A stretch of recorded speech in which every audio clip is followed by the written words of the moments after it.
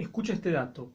Porcentaje de ocupados que teletrabajan, es decir, que trabajan ocasional o regularmente desde su hogar. Suecia, 38%, Finlandia, 32%, Reino Unido, 27%, Francia, 23%, Portugal, 16%, España, 9%.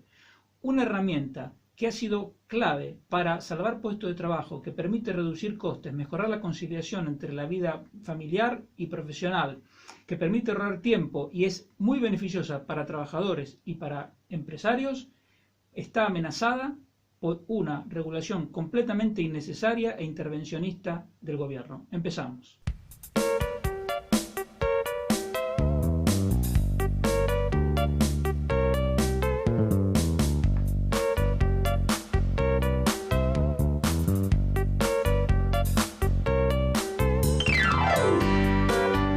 Estás escuchando Economía Hoy con Diego Barceló.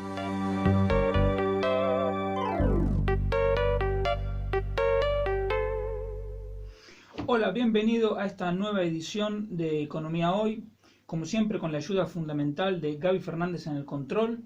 Te recuerdo que puedes encontrarme en las redes sociales, en Twitter e Instagram, soy @diebarceló. En YouTube tengo el canal Barceló y Asociados y en Facebook nos puedes encontrar en la página de Intereconomía, Radio Intereconomía Asturias. La semana económica te la puedo resumir en 3 puntos fundamentales. El primer punto fue la aprobación del Real Decreto Ley del trabajo a distancia, es decir, la regulación innecesaria, intervencionista, que hace el gobierno del teletrabajo. La idea que hay detrás, y que es la idea fundamentalmente incorrecta, es que lo que no está regulado es un caos, como si la gente no fuese capaz de organizarse por sí misma. Entonces, esta ley, decreto ley, lo que hace es, por supuesto, incluir nuevas multas, obligaciones a empresas, y amenaza con echar a perder una herramienta del teletrabajo, digamos, justo en el momento en que estaba empezando a tener un impacto positivo significativo en España. Además, en el Real Decreto Ley se han incluido otras cosas que no venían a cuento, como por ejemplo cambios en el ingreso mínimo vital, que antes tenía como requisito el hecho de estar buscando empleo. Ahora ya lo puedes solicitar al ingreso mínimo vital sin necesidad de estar buscando empleo. En teoría te lo van a exigir a posteriori, pero luego ya veremos. Esto va poniendo las cosas más claras, porque los que sospechábamos que el ingreso mínimo vital no era una herramienta para luchar contra la pobreza, porque como ya discutimos en otra oportunidad, las cifras de pobreza de las que habla el gobierno están totalmente manipuladas y exageradas, es principalmente una herramienta para captar voto cautivo. Y esto de ya no exigir el estar buscando empleo va poniendo las cosas más claras. Otro dato que salió esta semana fue la revisión del Producto Interior Bruto. La revisión de las cifras del Producto Interior Bruto es algo habitual. Siempre primero se publica una versión preliminar y luego se lo revisa y habrá nuevas revisiones. Hay una gran confusión que surge con estas cifras, que es que el Instituto de Estadística y el gobierno hablaron en primer lugar de una caída del PIB del 18,5% y esa caída ahora fue revisada a 17,8%, es decir, es una caída un poquito más moderada. La confusión viene respecto a qué significa esta caída.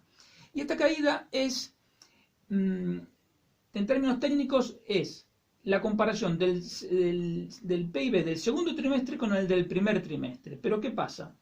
Como son distintos momentos del año, son distintas estaciones del año, lo que hay que hacer es una cosa que se llama desestacionalizarlo para que se puedan comparar. Tú no puedes comparar por ejemplo, ventas de una heladería del verano con el invierno porque no tiene ningún sentido, porque en el verano se venden mucho más helados o refrescos o cerveza, el producto que tú quieras. Entonces hay un procedimiento matemático para desestacionalizarlo y poder hacer esa comparación. Entonces, este 17,8 de caída es la comparación de los niveles desestacionalizados y además corregidos por el número de días laborables del segundo trimestre con el del primer trimestre. A mí personalmente no me gusta utilizar estas cifras porque las cifras desestacionalizadas permanentemente se están revisando y además hay distintos métodos para hacer esa desestacionalización. A mí lo que me gusta lo que prefiero es utilizar los datos brutos, es decir, sin ninguna corrección y comparando el segundo trimestre con el segundo trimestre del año pasado. Y esto es algo que además permite a los comerciantes, a los empresarios, comparar sus respectivos negocios con esta variación del PIB. ¿Y qué pasa? Cuando hacemos esa comparación, el segundo trimestre contra el segundo trimestre del año pasado, nos da una caída del 21,5%. El PIB volvió al nivel que tenía en el 2003. El consumo privado cayó 24,4%. Es decir, volvió al nivel que tenía en 1999. Y el consumo público es lo único que crece en España, aumentó 2,8%, está en récord histórico, máximo histórico, junto con el déficit y la deuda pública.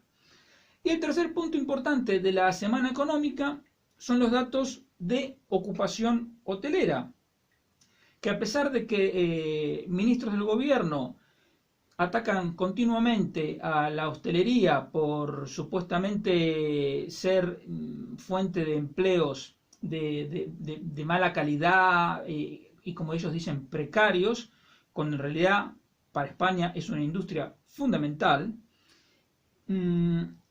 La cuestión es que los datos realmente no pueden ser peores. En agosto hubo un 45% menos de viajeros que en agosto del 2019. Y las pernoctaciones cayeron un 35%. No solo hubo menos viajeros que hicieron menos pernoctaciones, sino que además los precios medios que cobraron los hoteles fueron un 10% más bajo que hace un año. O sea que en realidad la caída es del 55%. El negocio cayó a menos de la mitad de lo que era hace un año. Si tomamos el periodo enero-agosto completo, nos da que la caída en el número de viajeros es del 65%. Claro, porque en abril fue directamente cero, no hubo ningún viajero. Y las pernoctaciones cayeron un 70%. Para que tengas una idea, y como fin de este resumen semanal, hasta agosto, entre enero y agosto del 2019, se habían acumulado 240 millones de pernoctaciones. 240 millones de pernoctaciones. En estos mismos meses de 2020 se acumularon poco más de 72 millones. Una verdadera tragedia cuyas consecuencias recién ahora estamos empezando a pagar. Pese a esta situación de tragedia nacional, el gobierno que está enfocado en la propaganda en lugar de la gestión, se dedica a lanzar continuamente nuevos eslóganes para levantar la moral. Y uno de esos últimos eslóganes es el de España puede. Y realmente, cuando uno lo piensa un poco, es muy confuso, muy hueco en realidad, porque no quiere decir nada. ¿Por qué? Porque España puede iniciar un proceso de rápida recuperación y crecimiento económico, pero también puede prolongar la recesión en la que ya estamos durante años. España puede alcanzar el pleno empleo, pero también puede continuar con una tasa de paro muy alta durante lustros.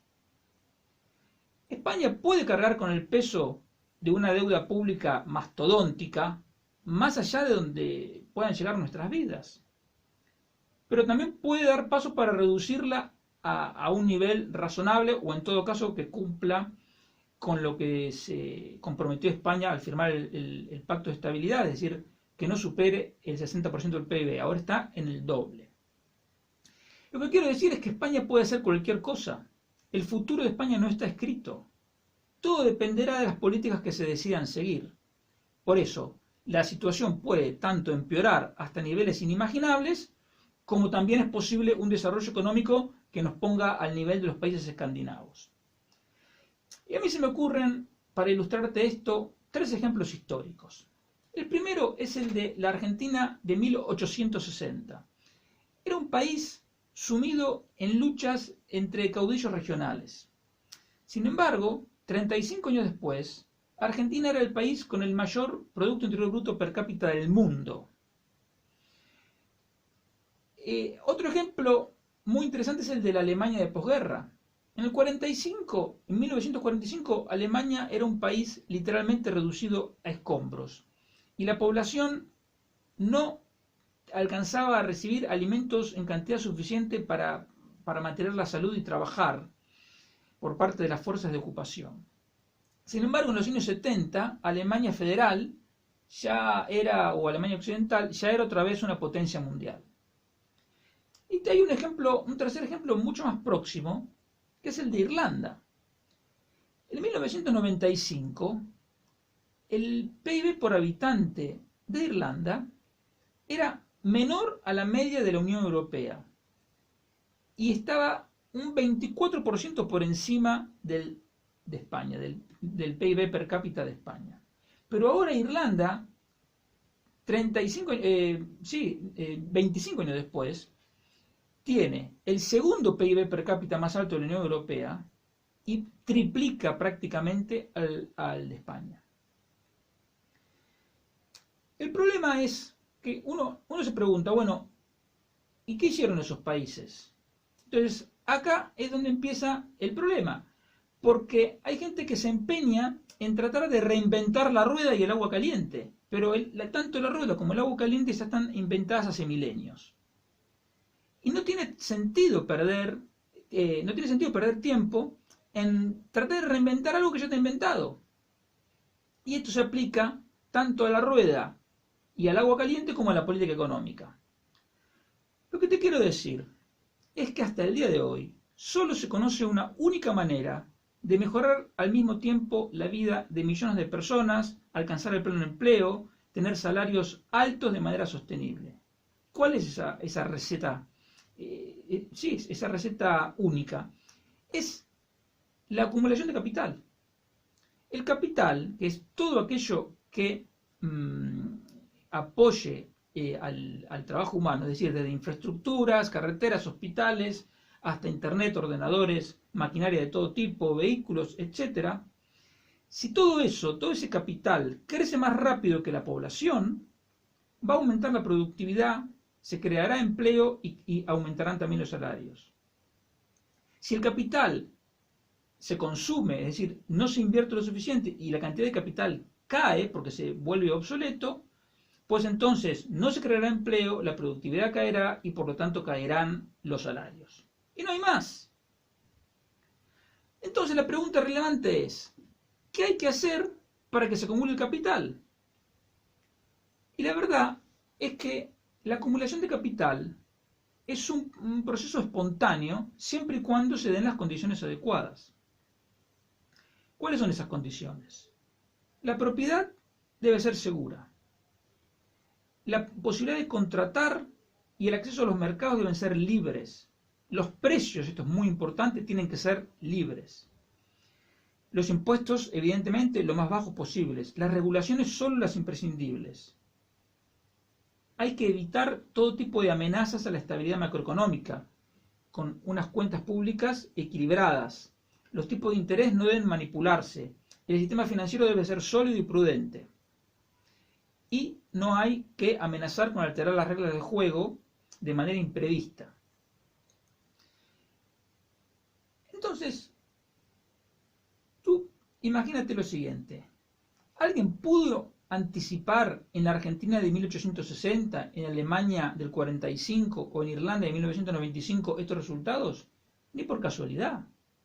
Lo que pasa es que estos 3 países tuvieron algo en común, que fue aplicar la misma política económica, que es la política económica basada en lo que te acabo de decir, en un contexto que favorezca la acumulación de capital. No son los únicos países que lo hicieron, también lo ha hecho Chile, Canadá, Nueva Zelanda, Singapur, etcétera, etcétera.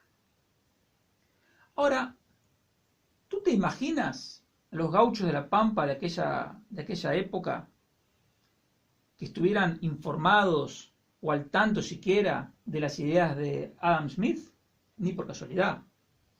¿Tú te crees que el alemán de posguerra o el irlandés en el 95 estaban, digamos, todos imbuidos de las ideas de Mises, de Hayek, de Rothbard?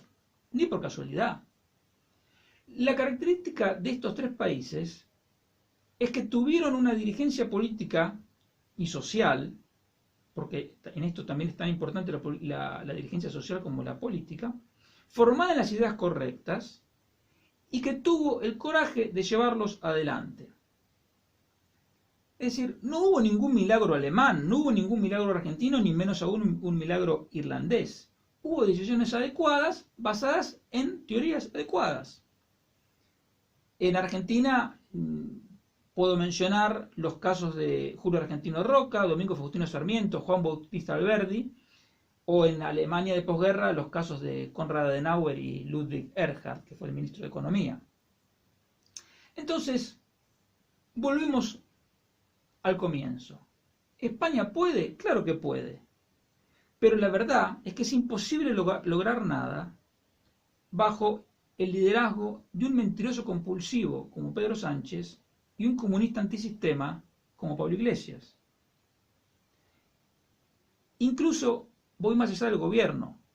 La verdad es que no se puede ser más que pesimista si tenemos en cuenta que en todo el Congreso de los Diputados no hubo ni un solo diputado capaz de votar en contra de la ley del ingreso mínimo vital, que como sabemos es la medida estrella de la agenda bolivariana.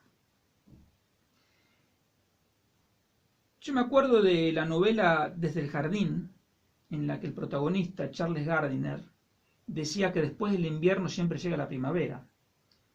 Pero en la España de hoy tampoco estoy muy seguro, porque después del invierno, que va a ser durísimo, tal vez lo único que nos llegue es otro eslogan de Pedro Sánchez.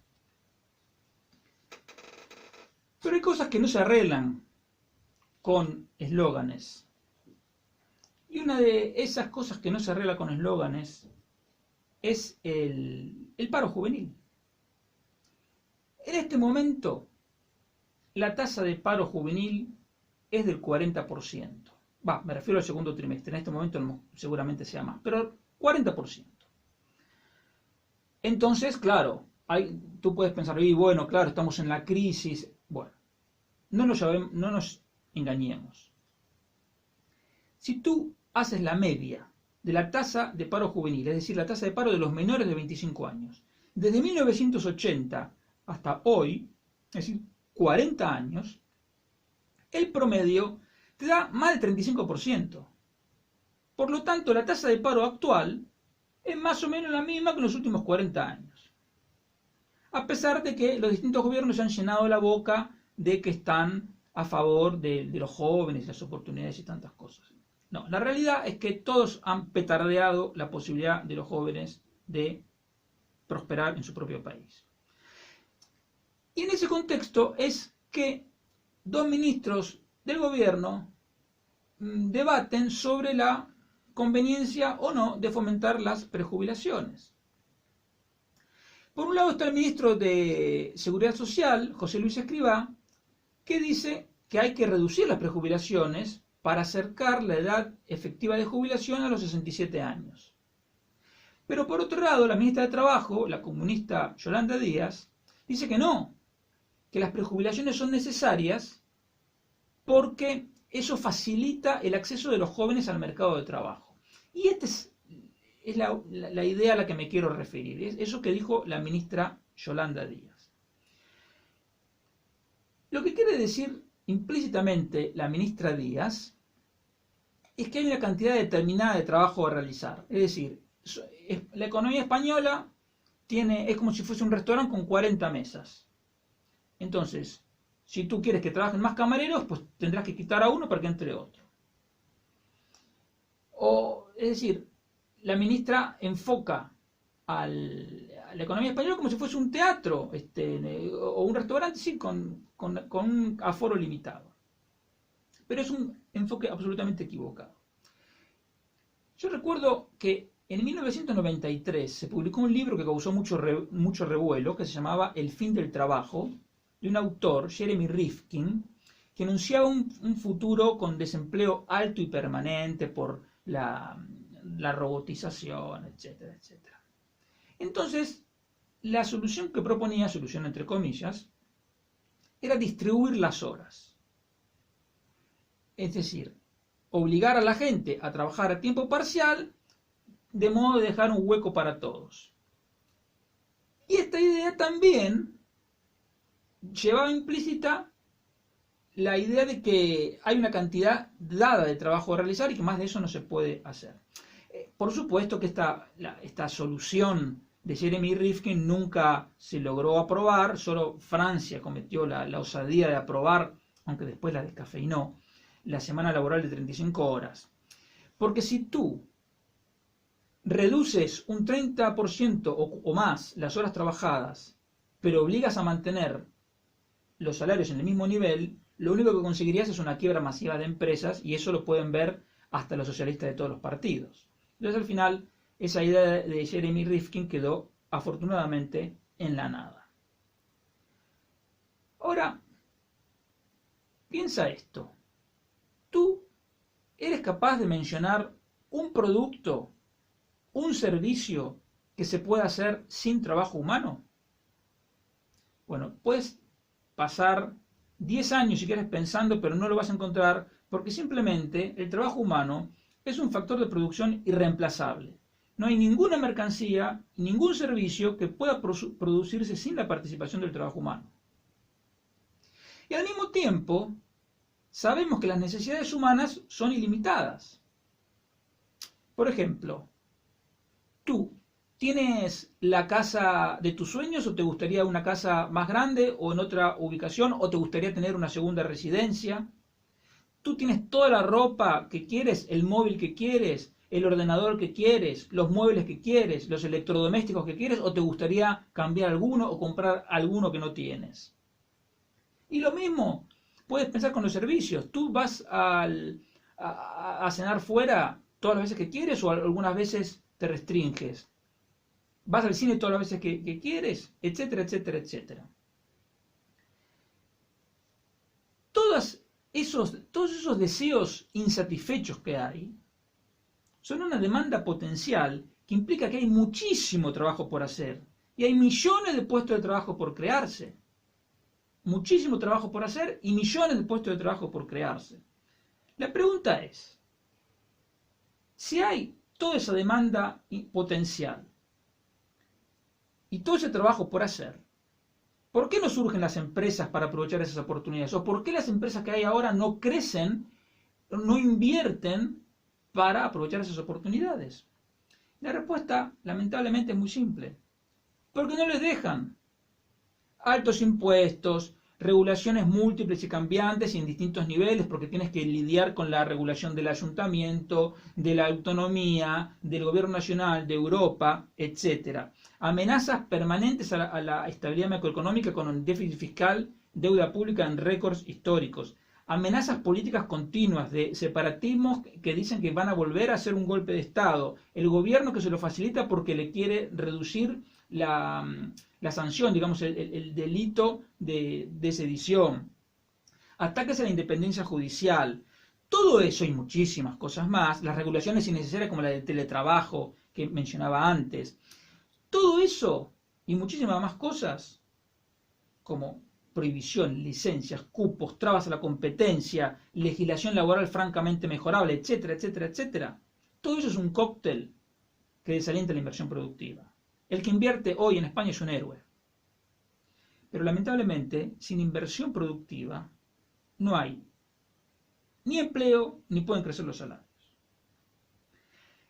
Si se removieran las trabas a la inversión, el emprendedor es tan, digamos, el fuego interno que llevan los emprendedores es tan fuerte que con que tú mejores un poquito el contexto, van a responder favorablemente y se va a empezar a invertir mucho.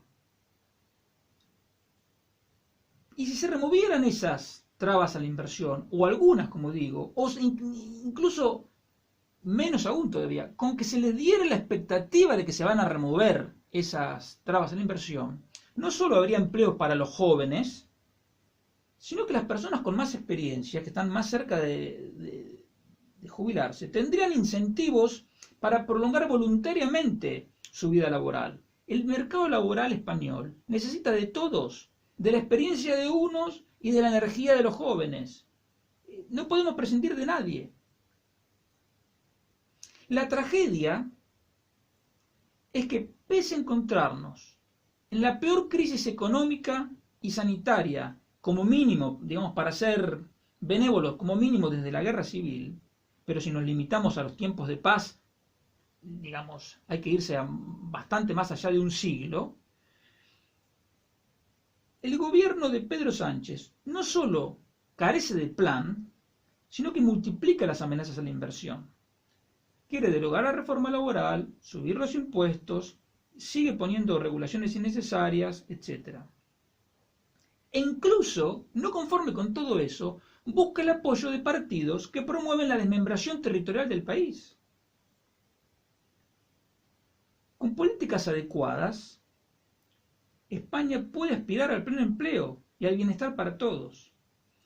Pero la triste realidad es que por ahora, mientras no cambien las políticas, la única salida que se le presenta a los jóvenes es Barajas.